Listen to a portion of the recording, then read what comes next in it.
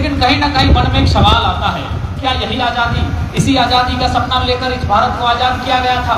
जी हाँ, शायद नहीं, क्योंकि भगत सिंह ने भी कहा था कि आज़ादी तो हम गौरव से ले लेंगे, आज़ादी हम गौरव से ले लेंगे, पर क्या ये आज़ादी गांव, गरीब, किसान, खेत तक जा पाएगी?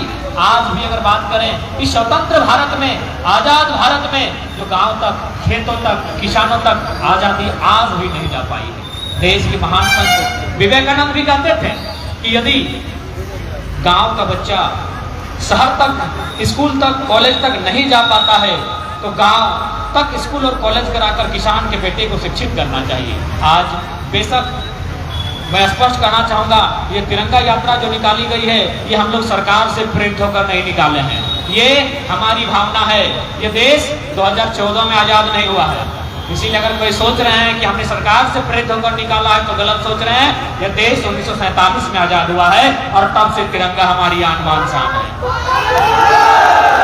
इसीलिए अगर ये केंद्र सरकार सोच रही है, ठीक है, उसका ये मोनोपोली हो सकता है, लेकिन ये तिरंगा देश के आम व्यक्ति का है। आप सरकार में हैं, आप शिक्षा की बात कीजिए, आप रोजगार की बात कीजिए, अरे आप तो भोजन में जीएसटी लगा दिए हैं, आप वहां बात कीजिए। तिरंगा हमारा है, तिरंगा आपकी बपोती नहीं है।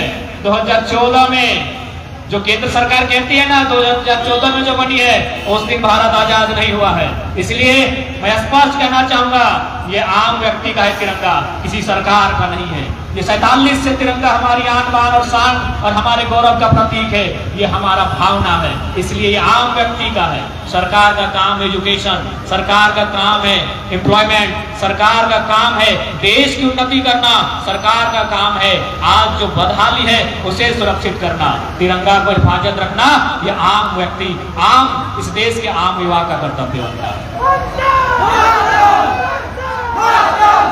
इसलिए आज झारखंड में भी एक युद्ध छिड़ा है और इस देश में भी कहीं ना कहीं आने वाला दिन एक क्रांति, एक उलगुलान का सामना करना होगा। इसके लिए युवाओं को तैयार रहना होगा, आज युवा पीढ़ी को तैयार रहना होगा, क्योंकि आने वाला समय हमें निश्चय ही, अगर भारत को स्वतंत्र देखना चाहते हैं तो हमें फिर से भगत सिंह आजाद बनकर सामने आना होगा।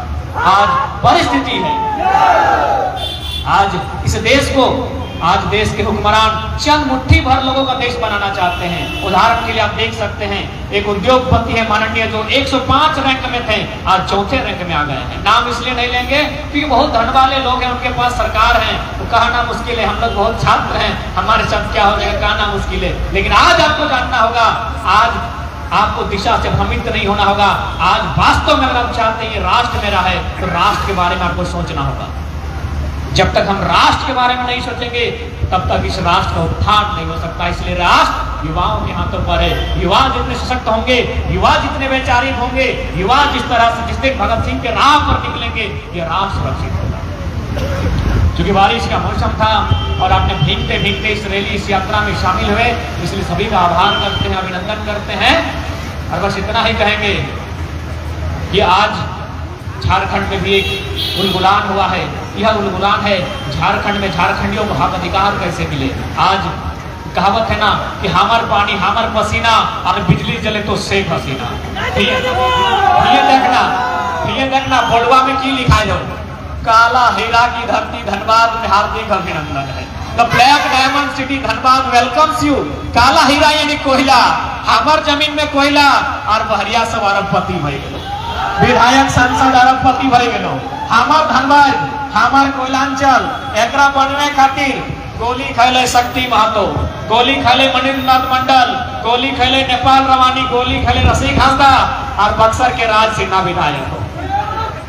आए रे हमर सोना झारखंड, आए रे हमर सोना झारखंड। तो सही खातिर युवा कहनी के सोचे है, तो आने वाला पीढ़ी के तय करे तो झारखंड भी बनाना हो और भारत भी डालते तो भारत के भी हमनी के सहयोग करना है। और भारत अगर हमारा देश लगे तो राज्य हमार पहचान लगे, ना राज्य के हम छोड़ सका लिए, ना देश के छोड़ सका लिए, हमें दियो के साथ चल रहे। बाकी जितना हिया साथी सबैला सबके जोहार। और एक पंक्ति झारखंड के अमर शहीद निर्मल दाखल है कि सवाल बनकर फिर उठूंगा, जो पन पड़े सो जवाब रखना। कि सवाल बनकर फिर उठूंगा, जो बन पड़े सो जवाब रखना, मेरा खून बेकार न जाए, मेरे खून का हिसाब रखना, मेरे खून का हिसाब रखना।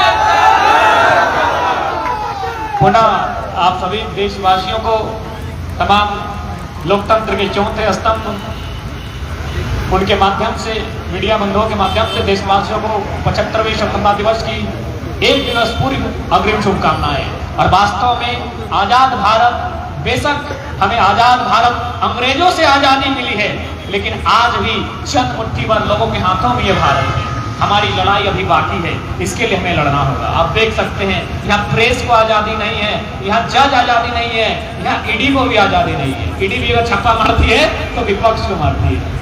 काय भाई, ईडी तक आजाद नहीं है, यहाँ सुप्रीम कोर्ट पर प्रश्न उठता है, वे आजाद नहीं है, तो हम किस आजादी की बात करें?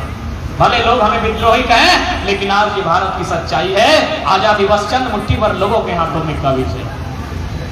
और अगर जिस केंद्र सरकार का आज चला रही है, उसी के एक श्रेष्ठ प्रधानमंत्री का स्लोगन था कि कलकत्ता के फुटपाथों में जो नंगे बदनाम यहाँ सहते हैं, कलकत्ता के फुटपाथों में जो नंगे बदनाम यहाँ सहते हैं, उनसे पूछो 15 अगस्त के बारे में क्या कहते हैं।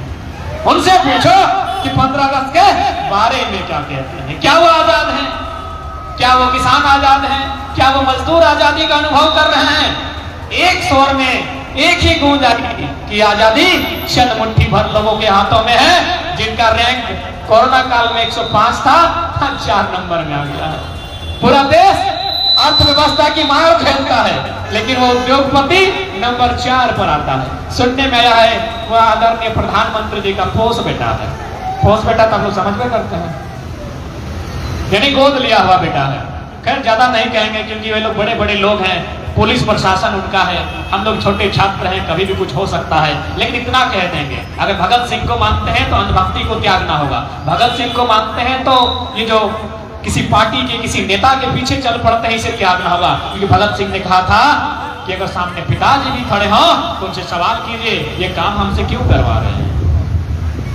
इसलिए आज जितने भी साथी आए हैं, आपका बहुत बहुत धन्यवाद। बारिश में भीगते हुए आप लोग यहाँ तक आए हैं, और इस आजादी की गरिमा को बरकरार रखना, इस वास्तव में इस आजादी की गरिमा को बरकरार कैसे रखेंगे, ये समस्त भारतवासियों का आज कर्तव्य होगा। जय हिंद, जय भारत।